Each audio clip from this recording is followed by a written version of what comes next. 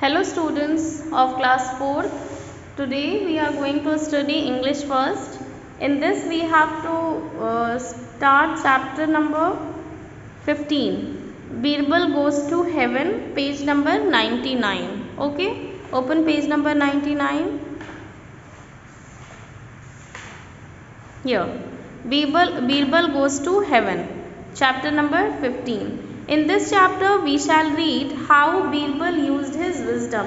इस चैप्टर में हम ये पढ़ेंगे कि कैसे बीरबल ने अपने बुद्धि यानी ब्रेन का इस्तेमाल किया. Okay, coming to the story. Birbal was very wise and witty, so other people used to be jealous with him and always tried to degrade him. One day a court barber, who was very jealous of Birbal, plotted a plan against him. So when the king called him again to trim his beard, he went and started trimming his beard. He said, "Sir, last night I dreamed about your father." Birbal बहुत ही चालाक था, बहुत ही बुद्धिमान था, wise and witty. So other people तो उससे ज़्यादातर जो दूसरे लोग थे वो उससे जलते थे और हमेशा उसको नीचा दिखाना चाहते थे. एक दिन कोर्ट का बार्बर जो बीरबल से बहुत जलता था, उसने उसके खिलाफ एक प्लॉट किया. So when the king called him, जब राजा ने उसको अपनी बियर्ड ट्रिम करने बुलाया तो वो बियर्ड ट्रिम करना स्टार्ट कर दिया और उसने कहा कि सर, लास्ट नाइट यानी पिछली रात मैंने आपके फादर का ख्वाब देखा. Okay, the king got interested, so he asked, what did he say to you? Sir, he said to me that everything is good in paradise, but he feels a great absence of a good humorous man who can amuse him. The king thought and thought, but nobody else he could think of except Birbal, who could perform this kind of duty very well. And naturally the only way to go to heaven was through death. For a moment Akbar was very sad to lose such a wise man, but thinking of his father he made up his mind. He summoned Birbal and said, "I think, Birbal, you love me very much and you can sacrifice anything for me." Birbal tried to understand his point but couldn't guess. He said, "You know, Majesty, I do." Then Birbal, "Please go to heaven to give company to my dear father." Birbal understood that this was a wicked plan of somebody to kill him. He said to the emperor politely, "I will do so, but I need a few days to prepare myself to go to heaven." The king said, "Certainly, you are giving me such a great favor. I allow you 1 week to prepare yourself." Now Birbal was worried. He thought, somebody has planned very well and he could not escape from this plan. He thought day and night and then he found a way. He dug a ditch near his house which would serve as his grave, and dug a tunnel to which would open in a room of his house. After doing this, he returned to the imperial court. He said, "I am ready, but there are 2 conditions." Akbar was so happy to hear this that he forgot that Birbal could put some odd conditions to him. He asked, "What are those conditions? Tell me soon. I'll try to fulfill them so that you can go to heaven to be with my dear father." जब उस barber ने राजा से कहा कि उसने उसके father के बारे में ख्वाब आया था उसको, तो अब राजा को और इंटरेस्ट आने लगा और उसने पूछा राजा ने उस बार्बर से कि उन्होंने क्या कहा तुमसे. तो उसने कहा कि सर, उन्होंने कहा कि यहाँ पर हेवन में तो सब कुछ बहुत अच्छा है, लेकिन यहाँ पर कोई एक अच्छा इंसान नहीं है जो उन्हें हंसा सके, उन्हें एंटरटेन कर सके. तो राजा ने बहुत सोचा, लेकिन उन्हें बीरबल के अलावा और ऐसा कोई इंसान नहीं देखा गया कि जो नहीं समझ में आया, जो अपनी ड्यूटी को पूरा कर सके. तो and naturally the only way, और नेचुरली हेवन में जाने का सिर्फ एक ही तरीका है कि उसे मरना होगा. तो एक बार के लिए अकबर ने सोचा कि वो इतने अच्छे इंसान को खो देगा, लेकिन अपने फादर का सोचकर उसने अपना माइंड माइंड बना लिया।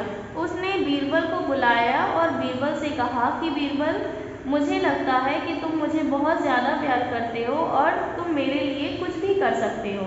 तो बीरबल उसकी बात को समझना चाहता था कि आखिर राजा कहना क्या चाहते हैं, लेकिन वो समझ नहीं पाया। तो उन्होंने कहा, बीरबल ने कहा, he said, you know majesty I do, कि आप जानते हैं कि मैं आपके लिए कुछ भी कर सकता हूँ। तब राजा ने कहा, तो Birbal please go to heaven, तुम प्लीज़ हेवन में चले जाओ मेरे फादर का साथ देने के लिए। तो अब बीरबल समझ गया कि किसी ने उसके खिलाफ एक प्लान बनाया है जिससे वो उसको मार सके। उसने एम्परर से यानी राजा से बहुत ही नरमियत से कहा, बहुत ही पोलाइटली कहा कि मैं ऐसा करूँगा, लेकिन मुझे कुछ दिन चाहिए हेवन जाने के लिए, मुझे कुछ तैयारियां करनी होंगी। तो राजा इतना खुश था कि उसने कहा कि ठीक है, तुम मेरे लिए इतना बड़ा काम कर रहे हो तो मैं तुम्हें 1 हफ्ते का टाइम देता हूँ, तुम अपना जो भी तुम्हें तैयारी करनी है कर लो। अब बीरबल बहुत परेशान हो गया। उसने सोचा कि किसी ने प्लान तो बनाया है और वो इस प्लान से बच नहीं सकता। वो दिन रात सोचने लगा और तब उसने उसे एक रास्ता दिखाई दिया। उसने क्या किया, उसने एक डिच बनाया, यानी एक अंदर से गड्ढा उसने खोदा जो उसके घर के पास में, which would serve as his grave, जो उसका ग्रेव का भी काम करेगा, यानी उसके जहाँ पर लोगों को दफनाया जाता है। और फिर उसने एक एंड डग अ टनल, और उसने एक फिर टनल बनाया, यानी अंदर से ही रास्ता बनाया जो उसके घर में खुलता था। और ये करने के बाद वो इम्पीरियल कोर्ट में वापस आ गया, यानी पैलेस में वापस आ गया और उसने कहा कि मैं रेडी हूँ, लेकिन मेरी 2 शर्तें हैं। अकबर ये सुनकर इतना खुश था कि वो ये भूल गया कि बीरबल तो कुछ भी शर्त रख सकता है। उसने पूछा कि क्या है वो शर्तें, टेल मी सून, जल्दी मुझे बताओ, ताकि I will try to fulfil them, मैं उनको कोशिश करूं कि मैं तुम्हारी वो शर्तें पूरी कर सकूं ताकि तुम मेरे फादर के पास जा सको। Birbal said, Your Majesty, I wish to be buried near my house and I want to be buried alive so that I can reach heaven alive to amuse your dead father. The king found this logical and agreed upon them immediately. तो बीरबल ने कहा कि महाराज, मैं चाहता हूँ कि मुझे मेरे घर के पास में ही बरी किया जाए, यानी दफनाया जाए, और मैं ये चाहता हूँ कि मुझे ज़िंदा दफनाया जाए ताकि मैं हेवन में आपके फादर के पास जिंदा जाऊं, ताकि तो राजा को ये चीज़ लॉजिकल लगी। राजा ने सोचा कि हाँ ये सच कह रहा है और वो मानने के लिए तैयार हो गया। So Birbal was buried alive near his house. तो फिर बीरबल को वहाँ पर जिंदा ही दफना दिया गया। Of course he made his way to his house where he lived in confinement for 6 months। फिर वहाँ पर अब वो क्योंकि उसने अपने कब्र के पास में, कब्र के नीचे से ही उसने रास्ता बनाया था, तो जब उसको दफना दिया गया तो फिर उसके बाद वो उस रास्ते से होते हुए अपने घर में चला गया और वहाँ पर उस घर में वो 6 महीने तक रहा।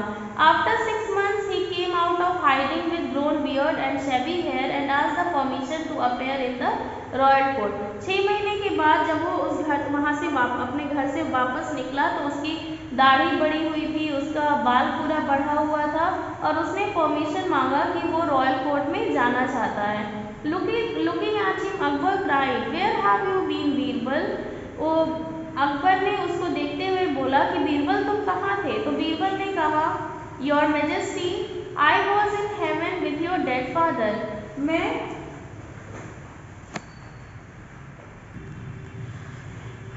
तो अकबर ने बीरबल को देखते हुए उसने पूछा कि बीरबल तुम कहाँ थे। तो बीरबल ने कहा कि महाराज मैं तो हेवन में था आपके फादर के साथ और हमारा टाइम बहुत अच्छा गुजरा, मेरा टाइम बहुत अच्छा गुजरा वहाँ पर आपके फादर के साथ।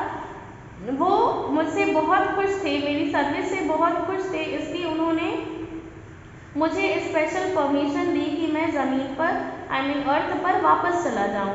Akbar was very anxious to know about his father. Akbar को अपने फादर के बारे में जानने का बहुत मन था, तो उन्होंने उससे पूछा कि did he send any message for me? क्या उन्होंने मेरे लिए कोई मैसेज भेजा है? तो बीरबल ने कहा yes your majesty, हाँ महाराज. He said that very few barbers can make it to go to heaven. You can make out this from my grown beard and shabby hair.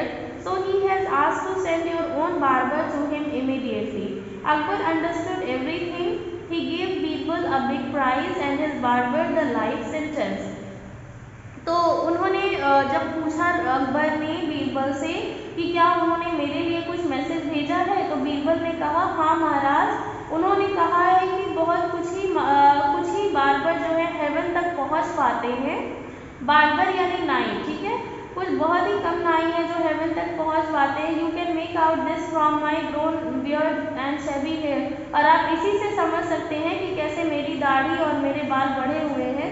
तो उन्होंने कहा है कि बार्बर तुरंत उनके लिए बार्बर भेजा जाए. तो इस तरह से अकबर सब समझ गए. उन्होंने बीरबल को एक बड़ा सा इनाम दिया और बार्बर को लाइफ सेंटेंस दिया, यानी कि आजीवन कैद. उन्होंने बार्बर को कैद कर दिया. उन्हें सब कुछ समझ में आ गया कि बार्बर ने कैसे प्लान बनाया था बीरबल के लिए. Okay, this was the story. I hope you have understood. Read it once again at your home and here are the word meanings which you have to learn. I am reading it for you once. Degrade, put down. Paradise, heaven. Humorous, amusing, funny. Amuse, entertain. Summon, called for. Sacrifice, give up. Ditch, a long channel dug at the side of a field. And buried, covered up. Okay, in this way your chapter is complete. Exercises, try to do it by your own, otherwise I'll send it to you, or we will do the exercises in our next video.